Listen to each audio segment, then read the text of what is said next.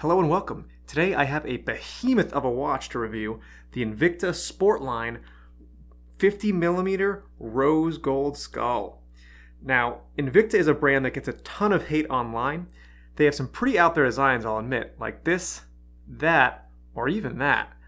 But I also think they have some really interesting designs, and they do like to make very unique watches. That, and they appear to use some relatively reasonable materials for the cost.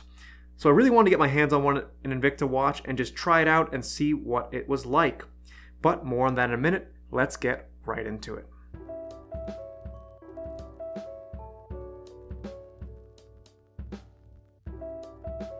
Before we get started, I just want to remind you that if you like this kind of content, please be sure to like and subscribe. It really helps the channel, and subscribing gets you access to my content as soon as it comes out.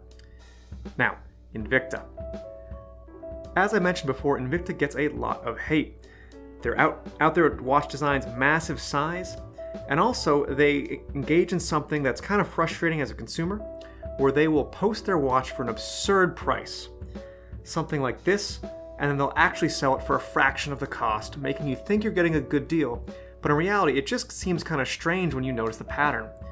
They're marketing these watches for insane prices and marking them down to something much more reasonable, but it just feels kind of weird.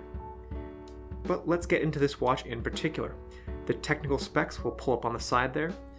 So this watch is 50mm in diameter, as I said before, massive.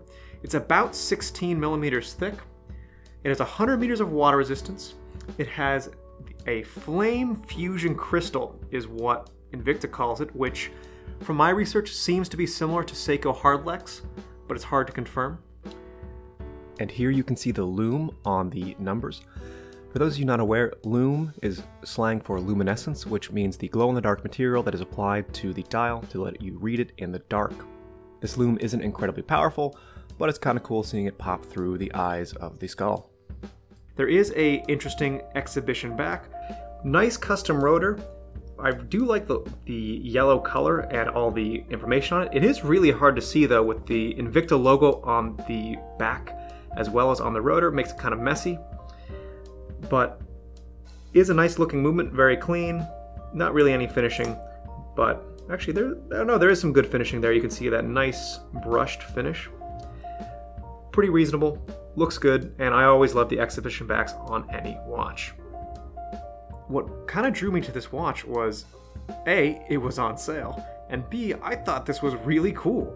This massive skull with the red mouth with the backlight, really interesting design. It's something that I think someone put a lot of thought into, and it's cool. It's not my normal watch and I don't really wear it, but it's something that I thought was interesting. There's even a moderate amount of depth to the dial. You can see there's all those chamfered edges on the inside. There's 3 different discs to tell the time. There's seconds hand in the dead center of the watch, minute hand on this next outer ring, and hours down below. You read it at the center of this mouth, which admittedly is not very easy to do, and you don't get an exact time, but it's a unique way to look at it. The MSRP of this watch is $489. However, I got this on sale for $69. For $69, this is a home run. You know, it's got a Seiko Japanese movement, automatic, exhibition back rotor, a little bit of finishing, stainless steel bracelet, and it's got a unique design. Do I wear it very often? Again, no, it's massive. But for $69, great. But this goes back into what I was saying before with the MSRP being significantly higher than the actual cost. For $489, this becomes much less appealing. It's not crazy with the Seiko or with the NH35 movement and a Hardlex crystal. That's something you will see around that price point. It does have 100 meters of water resistance, and it's on a bracelet. So, you know, it has, this one in particular, for that price isn't crazy, but the fact that they mark it up so much and then put it on sale, that kind of bothers me. But for the cost I paid, definitely worth the value. Let's get a few shots on the wrist. This watch is so big I actually had to back up my camera to get a full shot. And as you see there, it completely dominates my wrist. 50mm is way too huge for me, and it's massive on the wrist.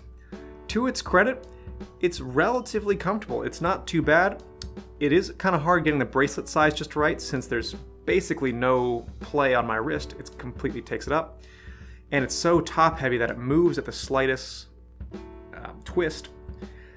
But overall, it's not crazy uncomfortable. And if you're going for a larger watch with a lot of style, this definitely hits that.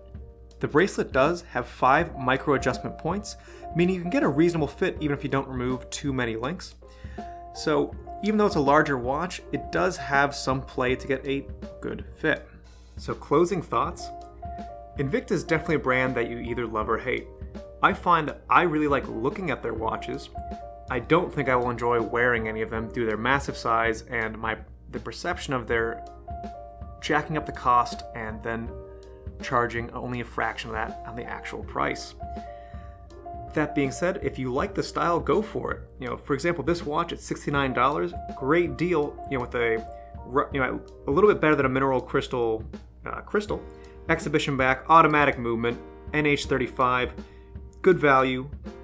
And if you like the style, then it's great. Things I would knock them for. This watch actually does have 2 minor quality control issues. It's kind of hard to catch in the light, but there looks like there's almost some oil or something on the inside of this crystal, which is really noticeable in regular lighting, not so much when I have it here. And there's one discoloration spot on the cheek you can see there, but not a huge deal, just something to note. But let me know down in the comments below, what do you think of this watch? Do you like Invicta? Is this watch just too massive? Or do you think Invicta had some really cool style? That's all I have for today. This has been On The Wrist. Thank you for watching.